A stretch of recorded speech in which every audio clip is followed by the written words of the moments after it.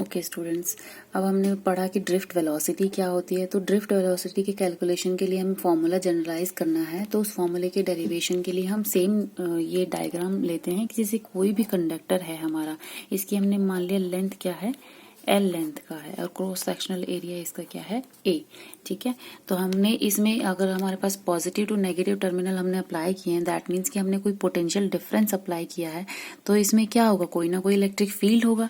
और electric field की direction क्या होगी, इलेक्ट्रिक फील्ड की डायरेक्शन होगी पॉजिटिव टू नेगेटिव। ठीक है, जो हमने इलेक्ट्रोस्टैटिक्स में पढ़ा है कि इलेक्ट्रिक फील्ड की डायरेक्शन होती क्या है, पॉजिटिव टू नेगेटिव। अब हमने इस सिस्टम के लिए, इस सेटअप के लिए, मतलब ये हमने एल लेंथ का जो कंडक्टर लिया है, इसके लिए हमें इलेक्ट्रिक फील्ड लिखना है। इलेक्ट्रिक फील्ड क्या होता है, इलेक्ट्रिक फील्ड हम लिखने के लिए क्या करते हैं, पोटेंशियल पर यूनिट लेंथ। ये हमने इलेक्ट्रोस्टैटिक्स में पढ़ा है कि इलेक्ट्रिक फील्ड किस तरीके से कैलकुलेट किया जाता है, तो पोटेंशियल पर यूनिट लेंथ होता है। और ये इसमें हमें क्या निकालना है, हमें निकालना है वेलोसिटी। तो हमें किस किस चीज की जरूरत पड़ेगी वेलोसिटी निकालने के लिए, या तो हमें इसका एक्सेलरेशन निकालना पड़ेगा कि कितने टाइम में कितना एक्सेलरेशन होता है, उसके बिहाफ पे हम वेलोसिटी का ये वाला रिलेशन यूज कर सकते हैं, v equals to u plus at। ठीक है, तो ये रिलेशन निकालने के लिए हमें टाइम पीरियड चाहिए और क्या चाहिए, ए चाहिए, एक्सेलरेशन चाहिए। तो फर्स्ट हम क्या करेंगे, फर्स्ट हमारा रिलेशन होता है कि जो फोर्स एक्सपीरियंस कर रहा होता है इलेक्ट्रॉन, इलेक्ट्रॉन पे क्या है कि पहले तो रैंडमली मूव कर रहे होते हैं, तो ये जो पॉजिटिव और नेगेटिव टर्मिनल होते हैं, तो ये अपनी तरफ अट्रैक्ट करने की कोशिश करते हैं ऑपोजिट चार्ज को। तो जो पॉजिटिव टर्मिनल इलेक्ट्रॉन्स को अपनी तरफ अट्रैक्ट करने की कोशिश कर रहा होगा, तो ये कुछ ना कुछ फोर्स एक्सपीरियंस करेगा।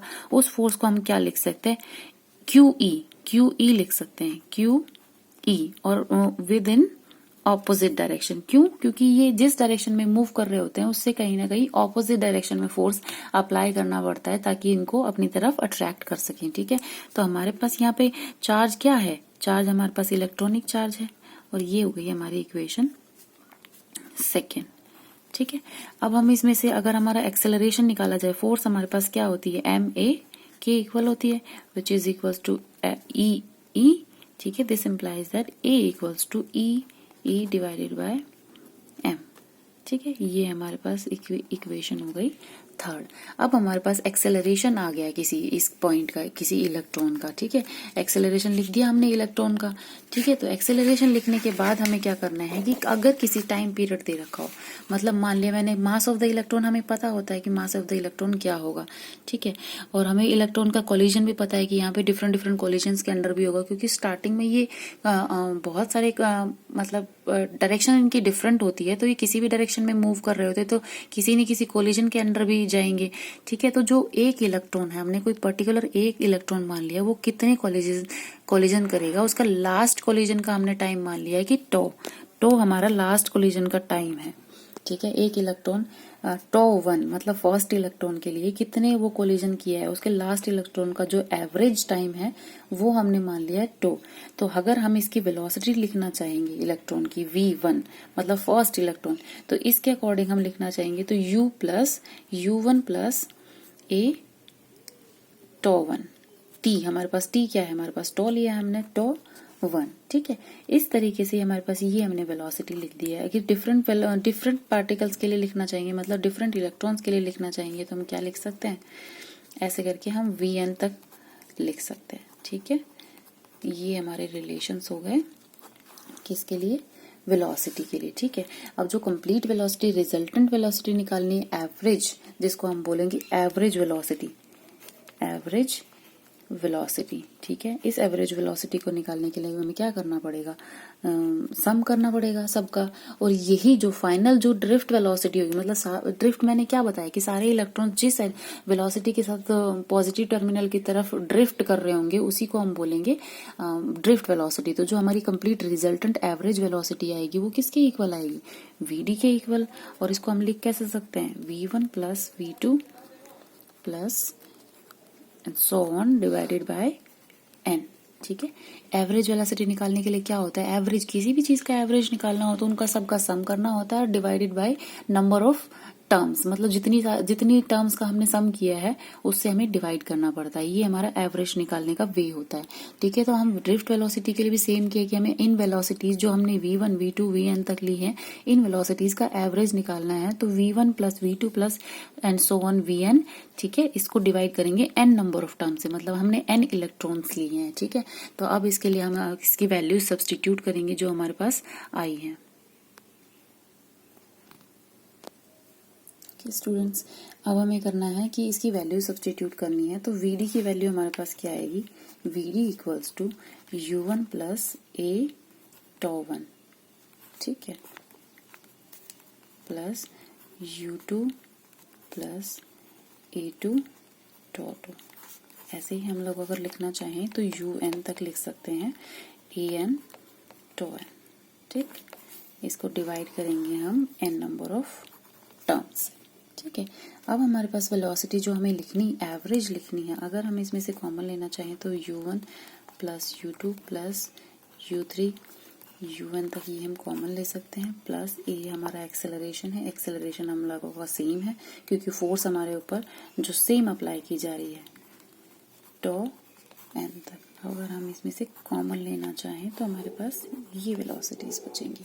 अब हम इसमें जो वेलोसिटी है Vd, मतलब जो इनिशियल वेलोसिटी है हमारी, इनिशियल वेलोसिटी क्या है, इनिशियल रैंडमली मूव कर रहे हैं तो ये कोई करंट में कंट्रीब्यूशन कर ही नहीं रहे, तो इनिशियल वेलोसिटी एक कॉलिजन के थ्रू उनकी वेलोसिटी ऑलमोस्ट जीरो हो जाती है। तो इसको हम कंसीडर करेंगे जीरो, क्योंकि कोई पर्टिकुलर डायरेक्शन होती ही नहीं है इनकी, तो ये इनिशियल वेलोसिटी हमारी जीरो ली जाएगी। और सेकेंड जो हमारा एक्सेलरेशन है as it is, and now this is the relaxation time, tau is relaxation time। जब सारे के सारे इलेक्ट्रॉन्स एक डायरेक्शन में Vd वेलोसिटी के साथ मूव करना शुरू कर देंगे, इसको हम बोलते हैं रिलैक्सेशन टाइम। इसकी जो डेफिनेशन होती है वो होती है the average time that has elapsed since each electron suffered in last collision। मतलब कि ये वो एवरेज टाइम है जब सारे के सारे इलेक्ट्रॉन्स अपना लास्ट कोलिजन कर चुके होंगे। ठीक है, तो ये वो वाला टाइम होता है। ठीक है, तो अब Vd हम किस फॉर्म में लिख सकते हैं, Vd इक्वल्स टू A τ, और A की हम अगर वैल्यू रखेंगे तो हमारे पास क्या आई थी value, E divided by M into तो ये हमारा रिलेशन होता है Vd का,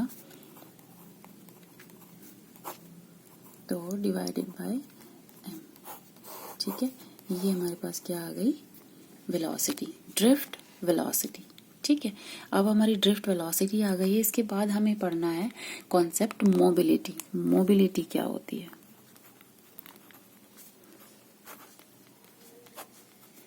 ठीक है, नेक्स्ट हम पढ़ेंगे मोबिलिटी।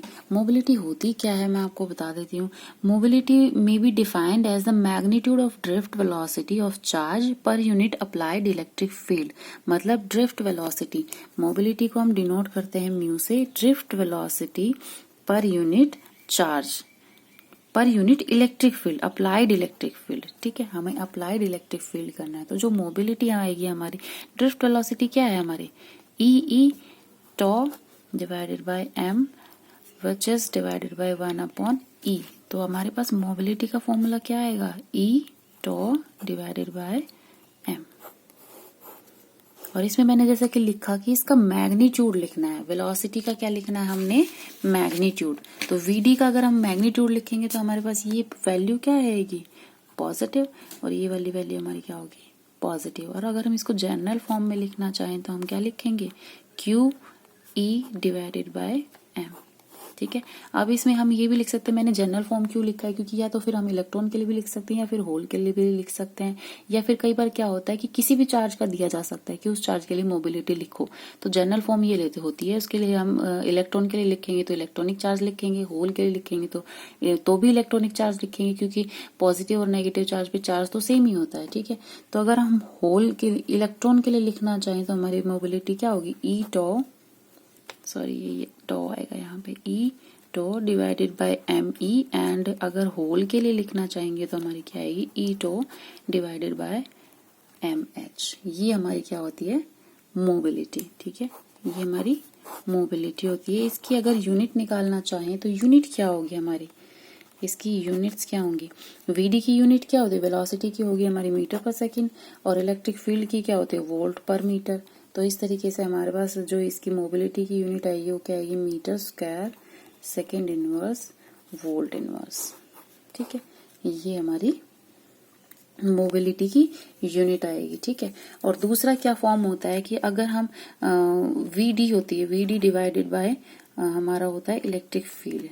ठीक है, तो अगर हम इसको सेकंड फॉर्म में लिखना चाहें तो वेलोसिटी को तो हम मीटर पर सेकंड में ही लिखते हैं, और इलेक्ट्रिक फील्ड को हम किस में लिख सकते हैं? न्यूटन पर कूलम में भी लिख सकते हैं। इलेक्ट्रिक फील्ड क्या होता है हमारा? फोर्स पर यूनिट चार्ज भी होता है। ठीक है, तो न्यूटन पर कूलम की फॉर्म में लिखना चाहेंगे तो हमारे पास क्या वैल्यूज आएंगी? मीटर पर सेकेंड पर न्यूटन कूलम, ये हमारी मोबिलिटी की यूनिट होगी। नेक्स्ट हम नेक्स्ट लेक्चर में पढ़ेंगे।